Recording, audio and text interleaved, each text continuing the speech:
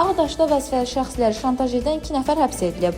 Zərər çəkmişlər arasında Həkimlər və Ədliyyə Nazirliyinin Ağdaş rayon qeydiyyat şöbəsinin rəisi də var. Bölgə TV teleqrafa istinadən xəbər verir ki, həbs edilən şəxslərdən biri özünü Cinayət və Olay qəzetinin və saytının təsisçisi və baş redaktoru kimi təqdim edən Təbriz Dəmirovdur. O dələduzluq və hədə-qorxu ilə pul tələb etməkdə ittiham olunaraq Şəki Ağır Cinayətlər Məhkəməsinin hökmü ilə 6 il müddətində azadlıqdan məhrum edilib. Onunla birlikdə həbs edilən digər şəxs isə tanışı Əhməd Əzzov olub. Əhməd Əzzov Latviya vətəndaşıdır və onun barəsində 7 il həbs cəzası təyin edilib. İttihama görə hər iki şəxs ayrı-ayrı vəzifəli şəxsləri rüşvət almaqda ittiham edərək onlardan pul tələb ediblər. Vəzifəli şəxslərin videolarını gizli şəkildə çəkərək şantaj ediblər.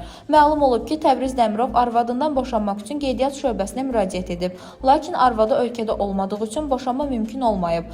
Təbriz Dəmirov arvadı Rusiyada olduğu halda boşanmasının onsuz rəsmiləşməsini istəyib.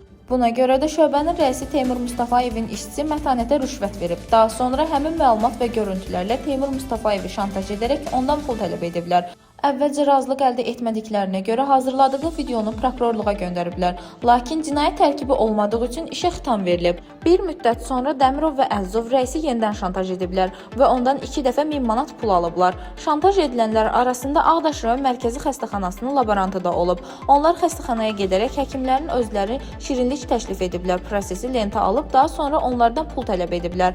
Laborantlardan əvvəlcə 20 000 manat, daha sonra məbləği 5000 manata endiriblər və sonda həmin şəxsdən 2000 manat alıblar. Ağdaş rayon mərkəzi xəstəxanasının həkim terapevtindən də 1000 manat aldıqları müəyyən edilib. Həmin xəstəxanada həkim oftalmoloq kimi çalışan İradə Əhmədova da qurbanlardan biri olub. Təbriz Dəmirov müalicə üçün müraciət etdiyi xəstəxanada ona pul verərək prosesi lentə alıb. Daha sonra videonu yaymaqla hədələyərək həkimin ərindən 2000 manat alıblar.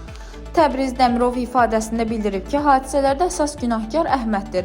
Özünü jurnalist kimi araşdırma apardığını və məlumatları hüquq mühafizə orqanlarına təqdim etdiyini deyib. O, görüntüləri əldə edən və zərər çəkmiş şəxsləri şantaj edən şəxsin Əhməd olduğunu bildirib.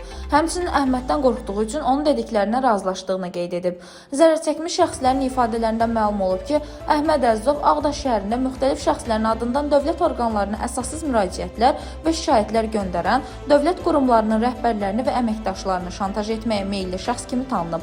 Həmçinin o daim xarici dövlət nömrə nişanı olan avtomobil idarə edib. Həkim İradə Əhmədova ifadəsində göstərib ki, istirahətə yola düşən zaman ona sosial şəbəkədə belə mesaj göndərilib. Rüşvət almağınız barədə Fakt Korrupsiyaya qarşı mübarizə idarəsinə göndəriləcək. Xanım, sizə xeyirli istirahətlər. Əhməd Əzzov isə özünü qismən təqsirli bilib. Məhkəmə istintaqı dövründə zərər çəkmiş şəxslərlə barışıq əldə edilib. Dilbər Vüqar qızı, Bölgə TV.